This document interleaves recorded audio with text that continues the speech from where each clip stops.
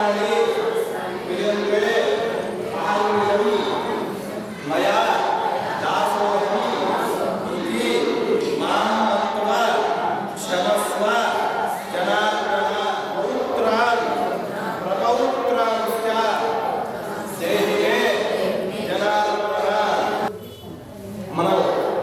ఊరికి భగవంతుడు వచ్చాడు కాబట్టి ఆయనని మనం సేవ చేసుకుంటాం.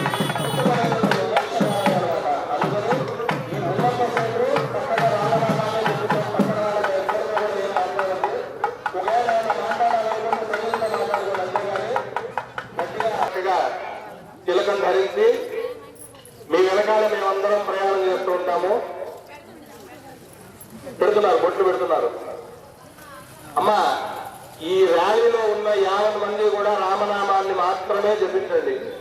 ఎవరు పక్క వాళ్ళతో మాట్లాడుకోవద్దు. ప్రారంభమయ్యి మళ్ళా రామ మందిరంకి వెళ్ళేంత వరకు మీ నోట రామనామాన్ని మాత్రం వదలవాకండి. ఎందుకంటే రామ అనే 2 అక్షరాలు మనం పలకటం వల్ల మనల్ని చేసిన పాపాలన్నీ పోతాయి.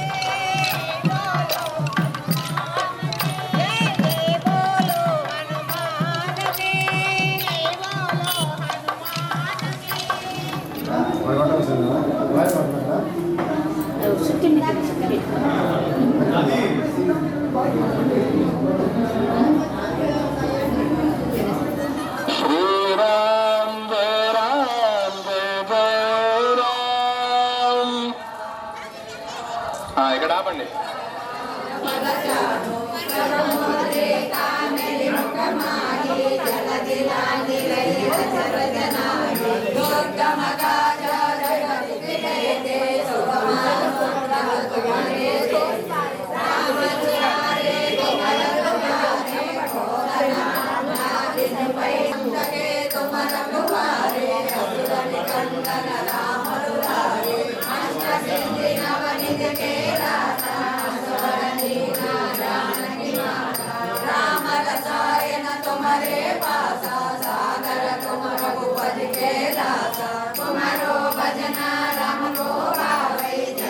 जन्म के दुख बिसरावे अंत